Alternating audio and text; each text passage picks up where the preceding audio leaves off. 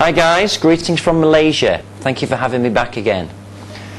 Tonight I'm going to talk about how you can really improve your sales in a very simple way. In fact, in an awesome way. A lot of people are frightened of sales people. They think there are a different variety of people, a different breed of people, but that is not true. We're all really salespeople deep down. All of us have to transfer or persuade another person to our point of view. That is really sales. So tonight we're going to talk about how to inspire the customer to communicate how they would like to be sold. The 5 principles we're going to talk about is, first of all, getting the customer's attention. Second thing is arousing their interest. The third thing is creating desire for your product. Whichever product you have, there has to be desire for the customer to actually buy it and own the product. Next thing is to establish conviction. And lastly, we're going to talk about closing on demand, which we'll explain later what that actually means. Getting the customer's attention means a lot of things.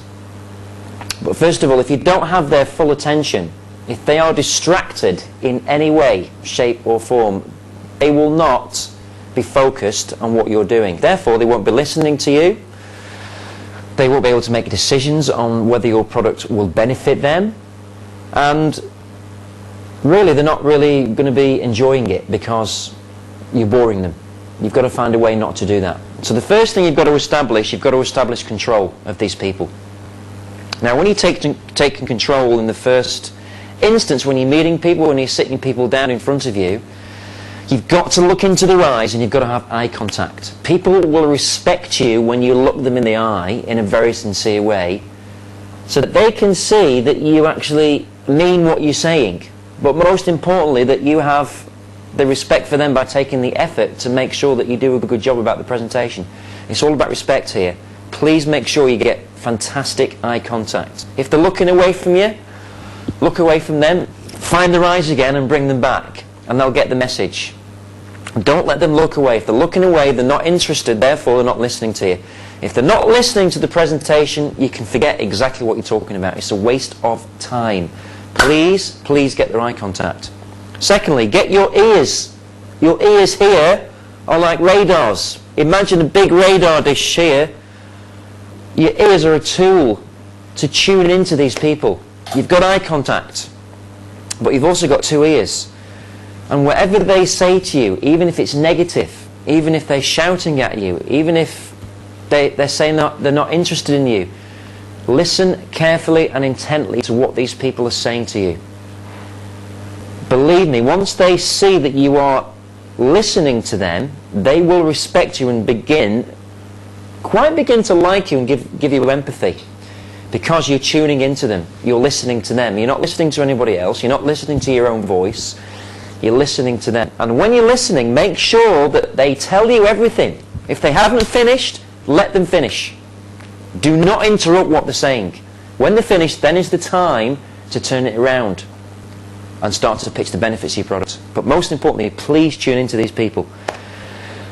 Be strong. Whatever kind of sales that you're doing in anywhere, with any product, you've got to be strong with these people. If you are weak, they will take advantage of you and they will walk all over you and they will basically not buy, because they believe that you're not really taking a full interest in what you're doing. You don't really believe in what you're doing, therefore you're not strong. If you're weak, it means you don't believe in your product. And people are very clever. They will see straight away that you don't do that, or you don't believe in it. As well as being strong in your eye contact and your listening skills, you've also got to be very strong in the way that you speak and the tonality of your voice when you're talking and communicating with these people. The tonality and the enthusiasm of your voice really has to come through your whole body. It can be like this: well, this product's really fantastic. It's not the same tone as, this product is fantastic. The tone is completely different. But they're the same words, but different body language. People totally get a different message from what you're saying there. Tell them the rules of the game. When you sit people down and you're about to do a presentation with them, they are scared and frightened of you because they don't know what to expect. Even though they may not seem frightened, They're saying, oh, come on, get on with it, let's do this, and come on, I've got to go now, and I'm not interested. That's just ways to show that they're trying to make up for their fear. And they put this wall in front of them to try and make you be blocked from their point of view. Please do not be scared of that. Be strong. Tell them the rules of the game. Tell them what's going to happen. I'm going to show you something today. It's going to benefit you or your company. It's going to do this, this, and this for you. List the main principles, very brief principles. And then tell them how long roughly it's going to take to go through it. It's only going to take half an hour of your time. It's going to take an hour of your time. It's only going to take 5 minutes of your time. Be honest with them. Respect that these people have schedules to keep. So please tell them what's going to happen during the presentation. If you are going to close them on the day, tell them you're going to close them on the day. So listen, I'm going to ask you to buy at the end of it. Be honest with them. Don't let it surprise them at the end. If you tell them up front that you're going to do that, yes, they may have time to build up their defences, but at least they know that you're going to ask them at the end of the presentation, so they're expecting it.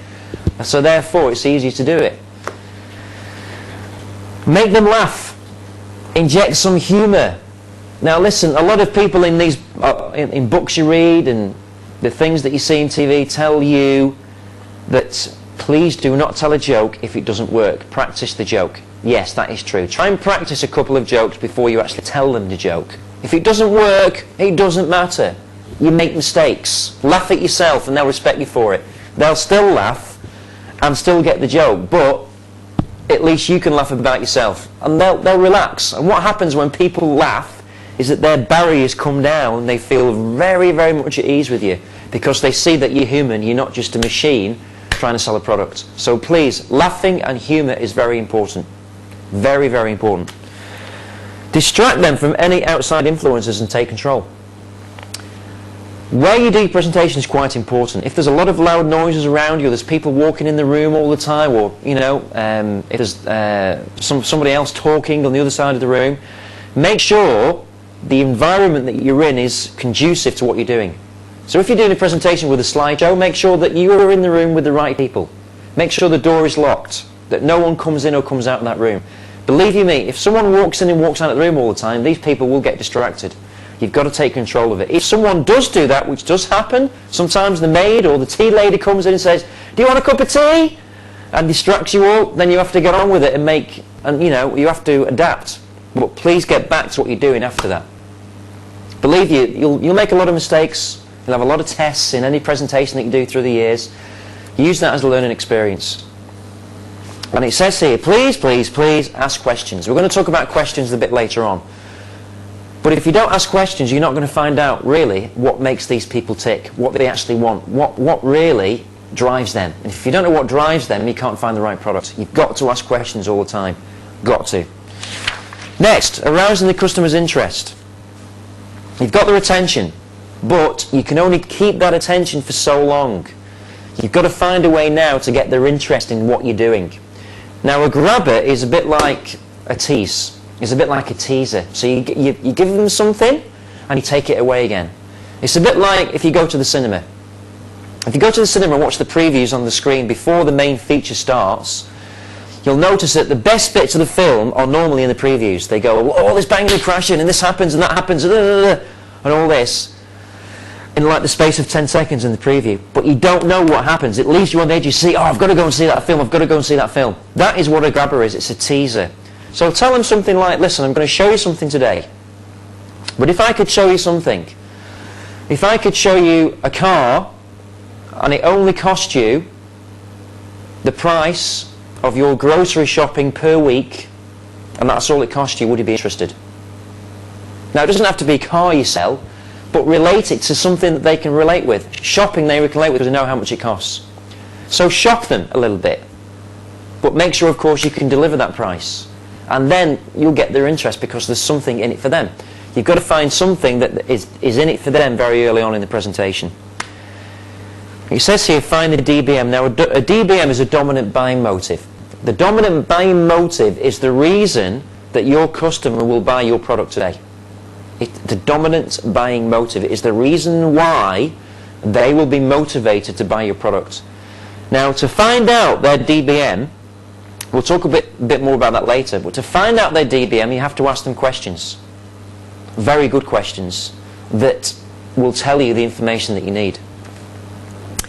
He says here, listen again very, very carefully to everything they say. So once you've aroused their interest, and they say to you, what do you mean it costs that? That's not much money. How can you do that? How can you do this? Listen to the questions, but always take control. Don't tell them all the benefits straight away. Keep them back. It's like a loaded gun. Don't fire all your bullets at once. You need those bullets later on in your presentation. So bear with me, it gets better.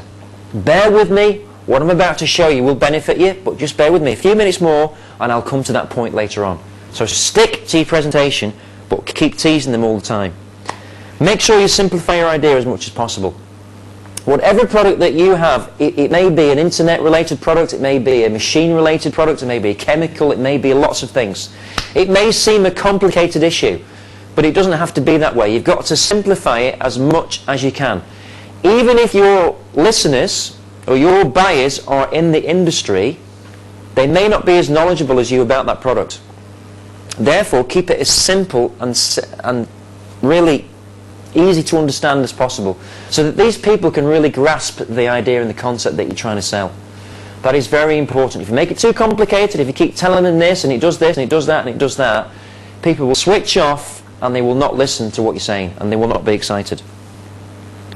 Next, show them that you care about their needs in an extremely sincere and ethical way. Now what I mean by that is that when you listen to them, it's how you listen. You don't just go, yeah, okay, yeah, right, yeah. That is not listening to people. Listening is doing something like this. Right? Okay. Right. Right, okay. So what you're saying to me is, right, this is how you listen to people. You tune into what they're saying, use your body language, and then clarify what they're saying. So what you're saying to me is if we could do this, then you would be happy with this. Is that right? Yes. And how would you be happy with that? Well, and they speak again. Make it a two-way conversation. Don't tell them. Let them tell you as much as you can. The more information they give you, the better. They should be talking more than you're talking. But you must do it in an extremely sincere and ethical way. Now, when you do that, when you listen to them that way, they can see that you're interested in their needs, not your own needs. A lot of salespeople go into a presentation, meet customers, and they go bang, bang, bang, bang, bang, bang, bang. And they think about their commission. That's all they think about, and the customer knows that. And it really does put them off. Make sure that you are getting their interest in a sincere and ethical way. Ethical, what I mean by that is that what you're really communicating to them is when they buy it, it's ethical. It will benefit them. It's not a false promise. Very important. And again, please ask questions. We'll come to that in a second. Next slide, we're going to talk about creating desire. There has to be desire for anything that people buy in life. If people want to buy a banana, there has to be desire to eat the banana. If people want to buy a car, there has to be desire to buy a certain car. There are so many different cars and so many different things in the world. The reason why people have a preference is because they have a desire for that specific item, and something has driven them to have that desire, whether it's visual, auditory or kinesthetic. There's lots of different drivers for people's desires. Finding their dominant buy motive is very important. We talked about before, the dominant buy motive is the reason they buy today, the reason they will make the decision to buy today. So you've got to ask them a question. For example, let's imagine that you're selling them a property, okay? And you want to find out what kind of property they want. Let me give you a fantastic question. This is not just a fantastic question, this is an outstanding question that you should be asking your people when you do this and you're in this industry. But it can work for a lot of other industries apart from property. Say to your customer this: if I gave you $1 million today, on the table, right now, piled up, green notes, fresh, crisp notes, $1 million, and you absolutely had to spend it on your property that you had to live in. This year you had to spend all that money. You couldn't spend the money on anything else. You had to buy the house this year with all that money. What kind of house would you buy? Pause and let them tell you the answer to the question.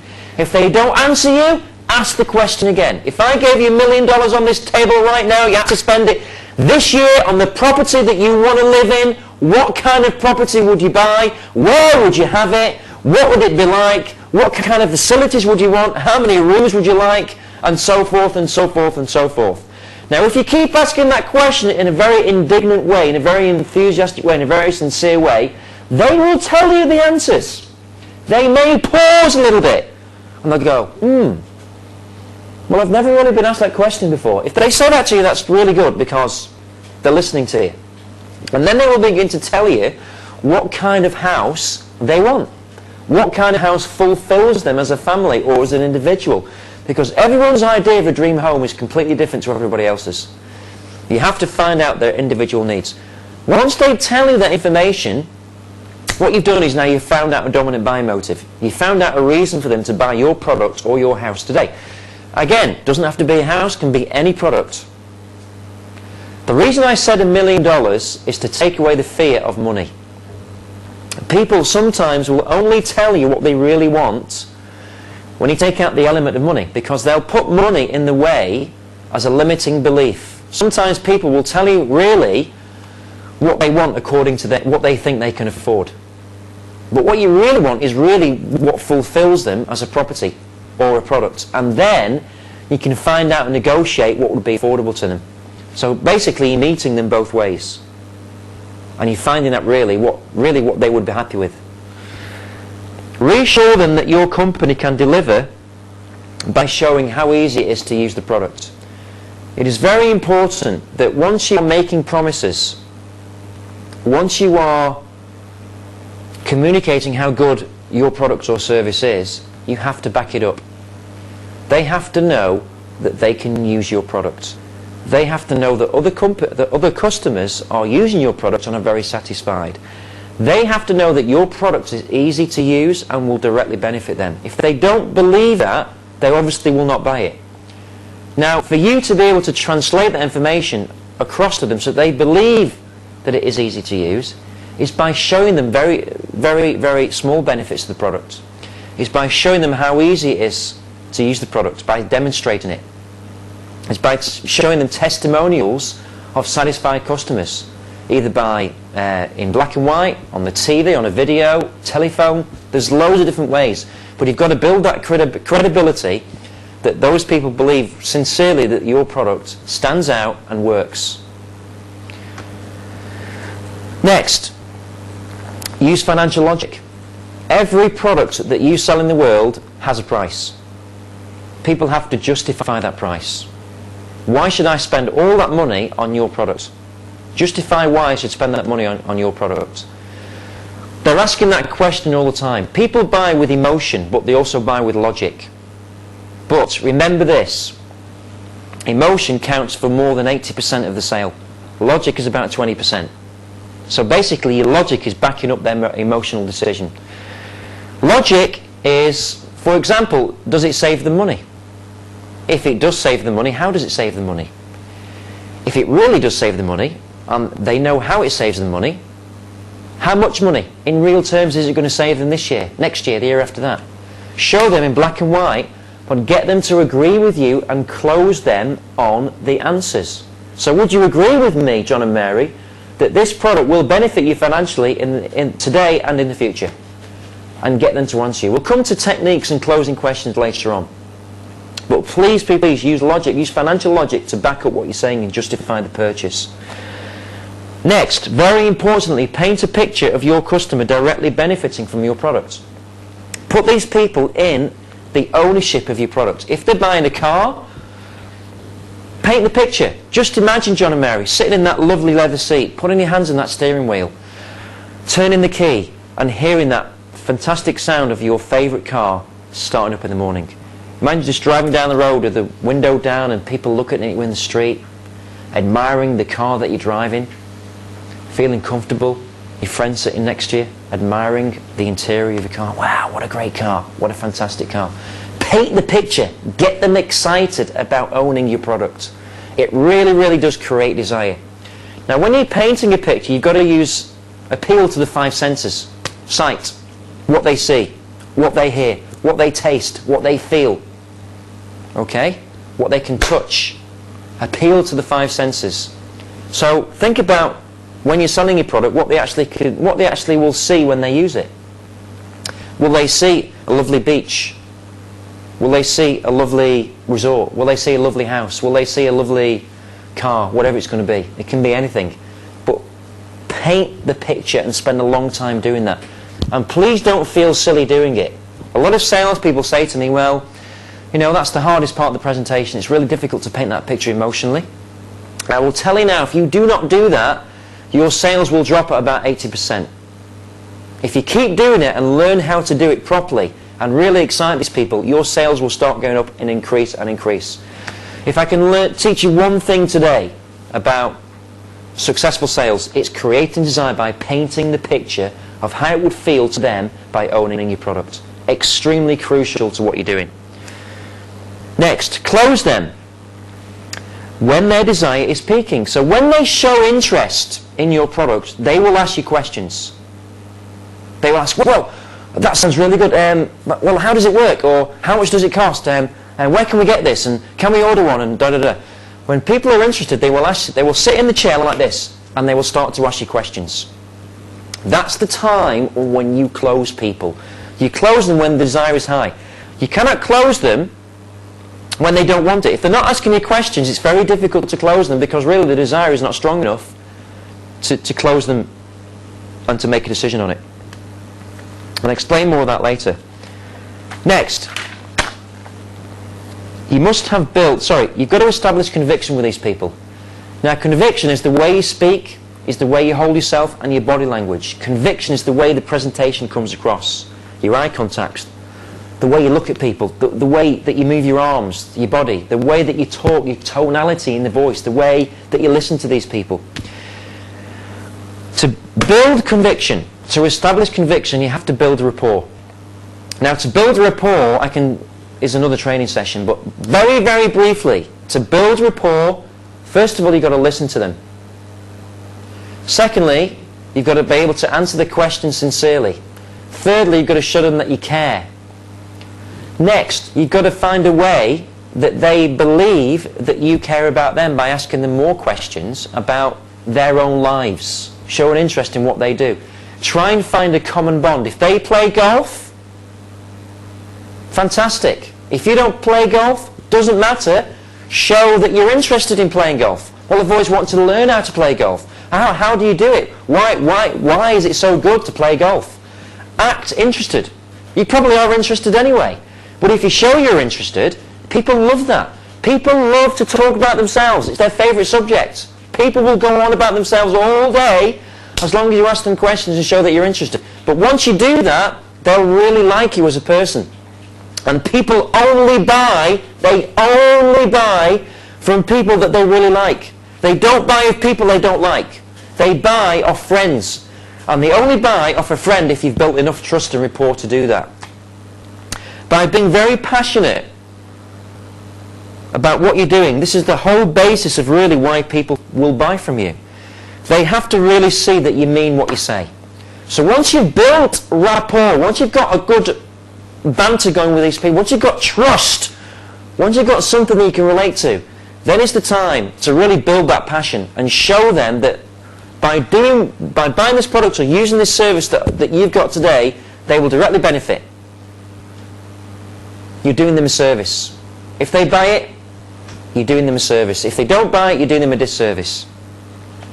Create urgency. Create urgency. Urgency means you've got to find ways for them to buy sooner rather than later. You don't want them to go away and think about it.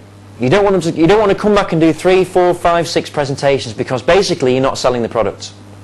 Then you're wasting your time. If it's a good product, if it's well sold and they like you, there's no reason why they will not buy on the day. There's no reason why they won't buy on the day. The best time for those people to buy is when their desire is high and they understand the product. So please create urgency for them to buy today. How? Well, tonality of voice. Create urgency. People are buying this. As we speak right now, they're using it already. They're already saving money. They're already getting these benefits. How would you feel if you could get those benefits right now by using this product? So bring it into today. Make urgency in your sale. Use your body language to fully express what you're saying. Use your arms. You've got these arms, you've got these legs, you've got this face. Use it. You're a human being. You've got expressions. These people can relate to that.